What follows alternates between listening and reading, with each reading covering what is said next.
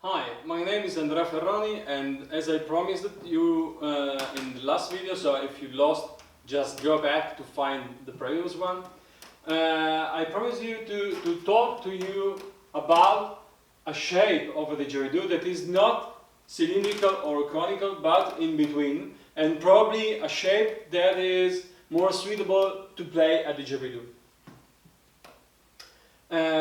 What I didn't tell you before is that most of the people think that plastic pipes sound like plastic because they are made from plastic, but it is not. They sound like plastic because all the resonances are exactly multiple each other, and so the sound could get out in a way that sounds to us a little bit synthetic, but it is not. If we have a plastic pipe with different sections, you can obtain a sound that is natural, like if it is made from wood. Please consider that the real instrument is the internal part and not the solid part of it. So I can make the same sound with this instrument like with plastics. And in this case I have the fundamental at 100 Hz and the first overtone that is even closer than 200. This kind of distance is typical about didgeridoo. They have a very long bell. So if I want to tune this overtone, for example, I can modify the length of the bell. If I try to modify this resonance, changing the material, it doesn't work. Then I have other resonances that I put in casual position. So this one a little bit ahead than 300, and this one is 400 exactly, and again this is not exactly 500. When I play the didgeridoo, I always have to remind that the input is an acceleration made by my lips, like, and this generates this yellow sound spectrum.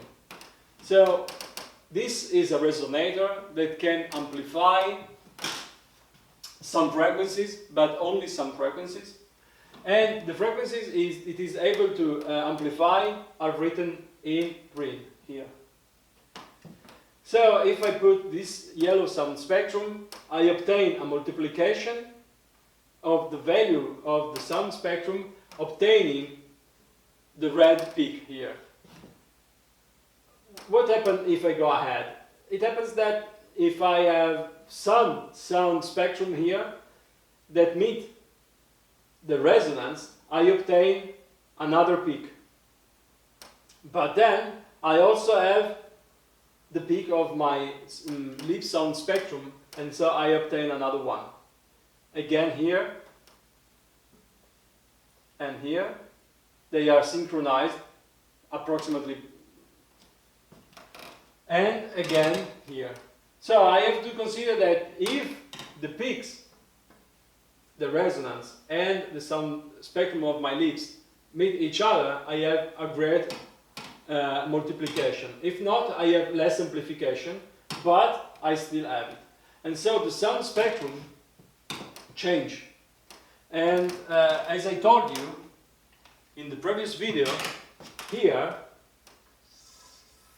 we have the overtone we play with the shape of our mouth.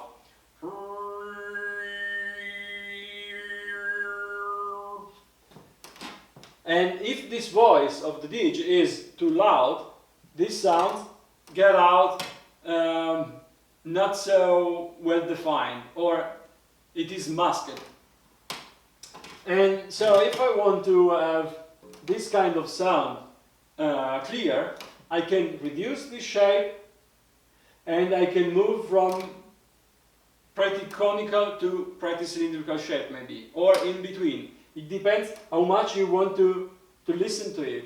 But to give you an example, if you are cooking something in your kitchen and you want to make, you know, and I'm from Italy, so we practice more with risotto.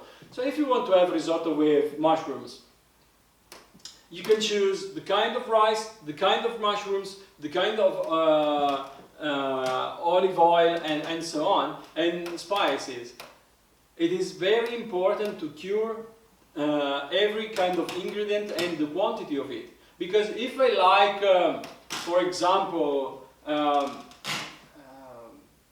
something very, very spicy, or maybe I like garlic, yeah, it's good if I use even garlic with mushrooms. It's okay.